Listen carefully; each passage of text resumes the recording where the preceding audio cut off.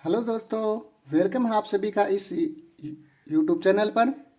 आज हम पढ़ने वाले हैं नीति निर्देशक के तत्व, जो कि हमारे संविधान के भाग 4 में अनुच्छेद 36 से लेकर 51 तक वर्णित है।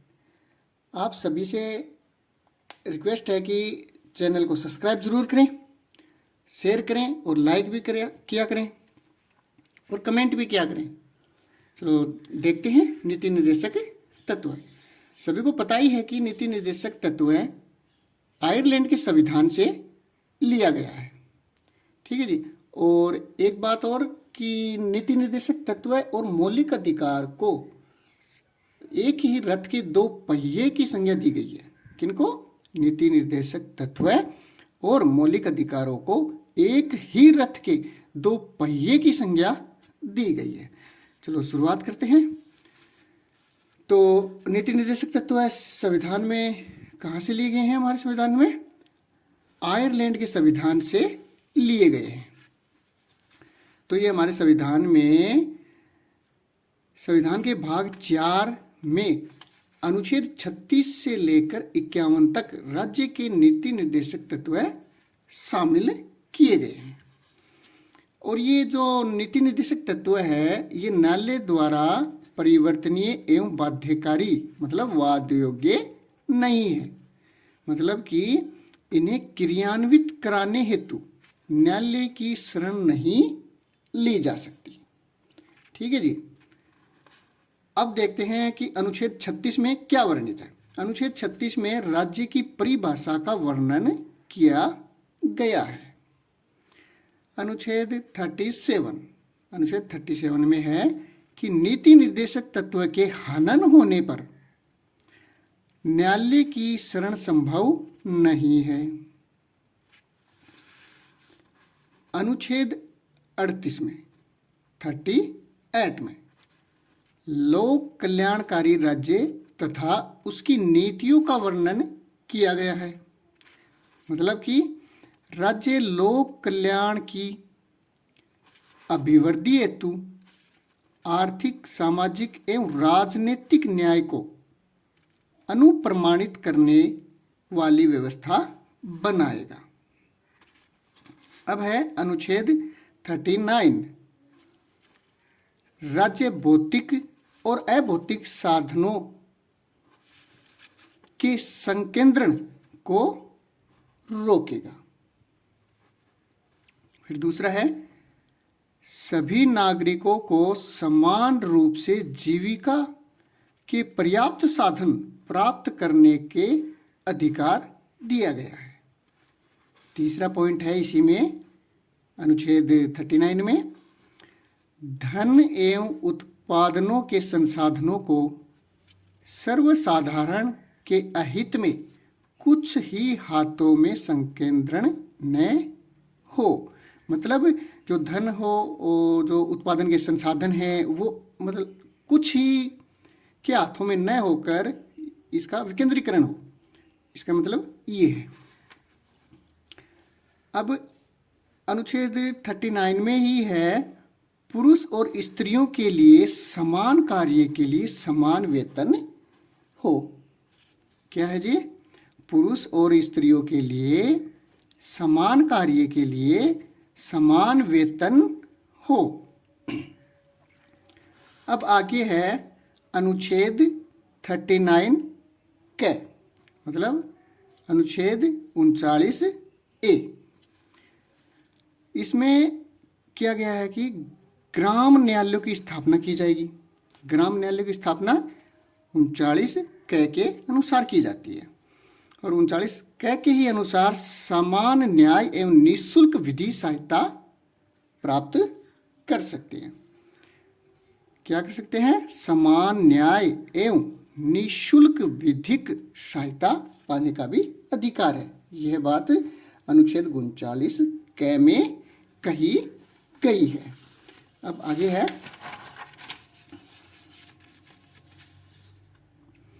अनुच्छेद 40। अनुच्छेद 40 में ग्राम पंचायतों का गठन की बात कही गई है। अनुच्छेद 40 में क्या कहा गया है? ग्राम पंचायतों का गठन। तो दोस्तों, आपको कंटेंट अच्छा लगता है तो चैनल को सब्सक्राइब ज़रूर किया करें। तो भूलना मत, बेल आइकन को ऑन करें, चैनल को सब्सक्राइब करें।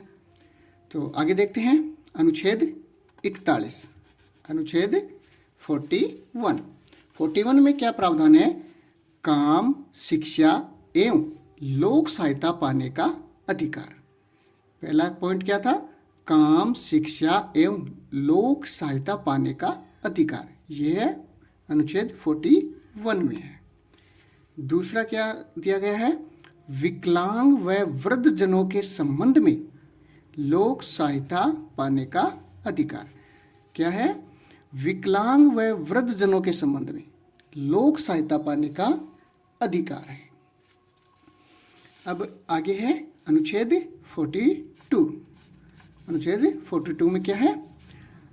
राज्य काम की न्यायसंगत और मनोविचित दशाओं तथा प्रसूति सहायता का उपबंध करेगा।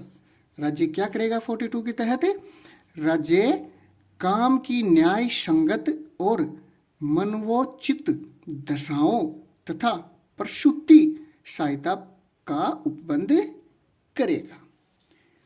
अब अनुच्छेद 43 में सभी राज्य सभी कर्मकारों को काम निर्वाह, मजदूरी एवं उचित दशाओं को सुनिश्चित करने एवं ग्रामों में कुटीर उद्योगों को बढ़ावा देने का कार्य करेगा। अनुच्छेद 43 में क्या किया गया है कि जो कामगार लोग हैं, जो काम करने वाले लोग हैं, उनके जीवन निर्वाह के लिए, मजदूरी के लिए उचित दशाओं को सुनिश्चित करेगा और गांवों में कुटीर उद्योगों को बढ़ावा देगा। अब है अनुच्छेद 43A में, मतलब अनुच्छेद 43 क में क्या है? उद्योगों के प्रबंधन में, किसमें? उद्योगों के प्रबंधन में कर्मकारों की भागीदारी सुनिश्चित करने हेतु उपयुक्त कदम उठाएगा। अनुच्छेद 43 क में कहा गया है कि उद्योगों के प्रबंधन में कर्मकारों की भागीदारी सुनिश्चित करेगा और इसके लिए उपयुक्त कदम उठाएगा। ये काम कौन करेगा? राज्य करेगा। अब है अनुच्छेद 44 में। 44 में क्या है? नागरिकों के लिए समान सिविल संहिता। 44 में क्या है? नागरिकों के लिए समान सिविल संहिता। इसका मतलब क्या है कि राज्य भारत के पूरे क्षेत्र में नागरिकों के लिए एक समान नागरिक संहिता सुनिश्चित करने का प्रयास करेगा। समान सिविल संहिता किसमें है? अनुच्छेद 44 में। अब है अनुच्छेद 45। अनुच्छेद 45 में क्या कहा गया है कि 14 वर्ष तक के बालकों को निःशुल्क और अनिवार्य शिक्षा देने के लिए उपबंध करने का प्रयास करेगा। ये राज्य करेगा। ये सब जो 86वां संविधान संशोधन 2000 में ये अनुच्छेद 45 में जोड़ा गया है कि 14 वर्ष तक के बालकों को निःशुल्क और अनिवार्य शिक्षा देने के लिए राज्य उपबंध करने का प्रयास करेगा।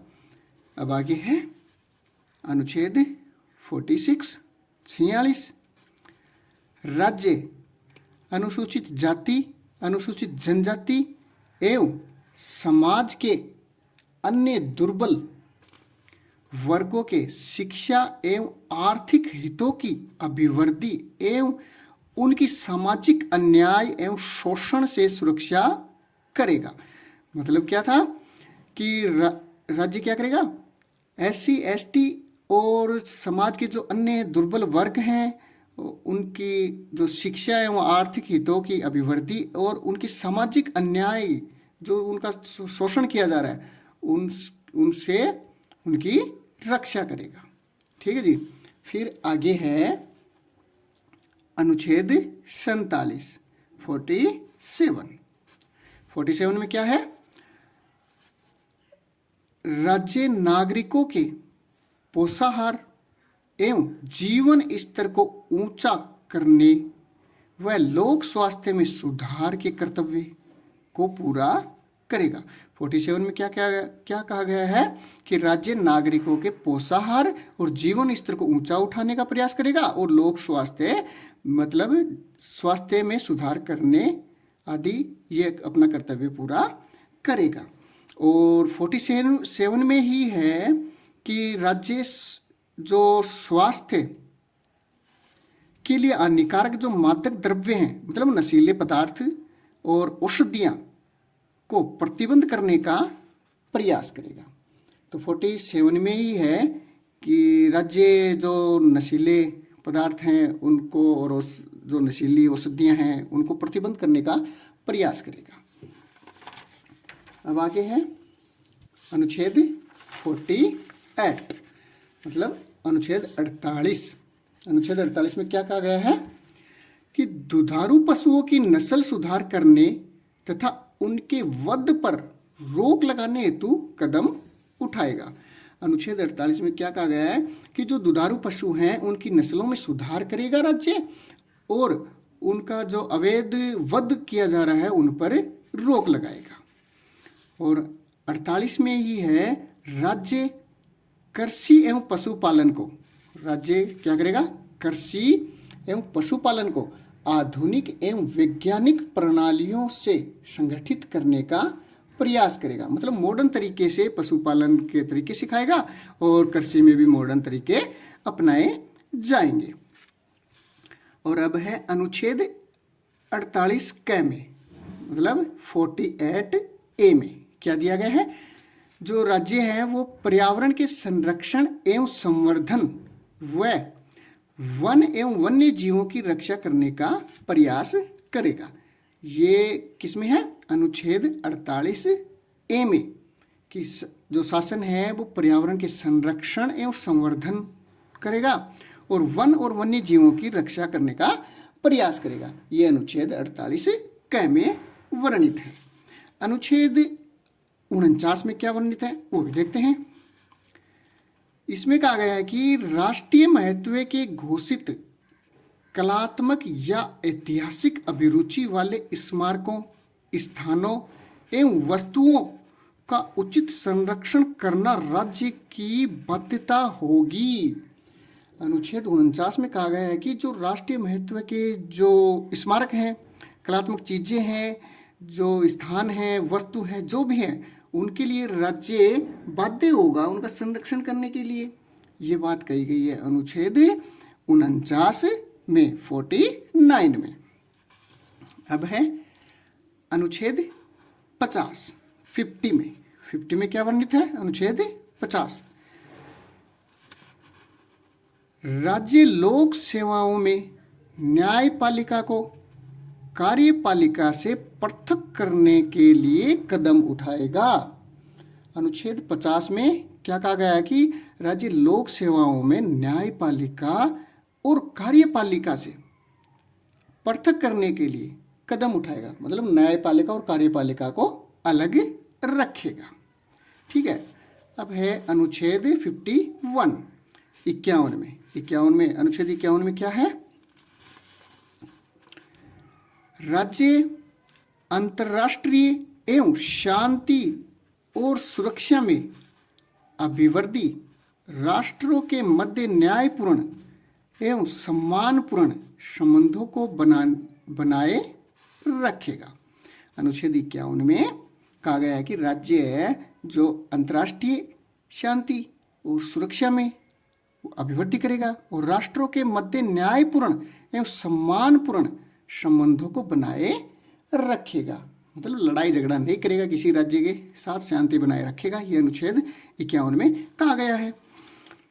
और अनुच्छेद 51 में ही कहा गया है कि अंतर्राष्ट्रीय विवादों को मध्यस्थता द्वारा निपटाने को प्रोत्साहन देने का प्रयास करेगा। मतलब राज्य जो अंतर्राष्ट्रीय विवाद होते हैं उनमें मध्यस्थता कर सकता है, उनको निपटाने के लिए अपना प्रयास राज्य कर सकता है। और अनुच्छेद 51 के मतलब अनुच्छेद 51A में क्या है, मूल कर्तव्य हैं। और ये मूल कर्तव्य कहाँ से लिए गए हैं ये आप कमेंट करके बताएंगे। ये मैं आपको बता देता हूँ कि ये 42वें संविधान संशोधन द्वारा 1976 में भारतीय संविधान में जोड़े गए हैं, जो कि 10 हैं, 10 जोड़े गए थे।